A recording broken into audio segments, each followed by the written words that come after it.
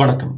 திருவண்ணாமலையில் தமிழ்நாடு அரசு போக்குவரத்து கழகத்தின் சார்பில் மகளிர் விடியல் பயண 6 புதிய நகர பேருந்துகள் மற்றும் 26 புதிய புறநகர் பேருந்துகள் என 32 புதிய பேருந்துகளை மக்கள் பயன்பாட்டிற்காக தமிழ்நாடு பொதுப்பணி மற்றும் நெடுஞ்சாலைத்துறை அமைச்சர் வேலு அவர்கள் தமிழ்நாடு போக்குவரத்துறை அமைச்சர் சிவசங்கர் அவர்கள் முன்னிலையில் துவக்கி வைத்தார்.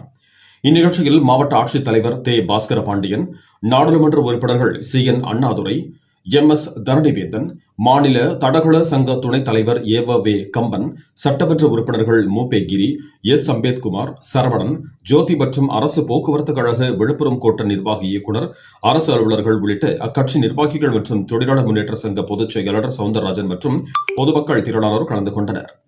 இந்த செய்திகளை உங்களுக்காக வழங்கியது திருவண்ணாமலை மாவட்ட செய்தியாளர் ராகுல்.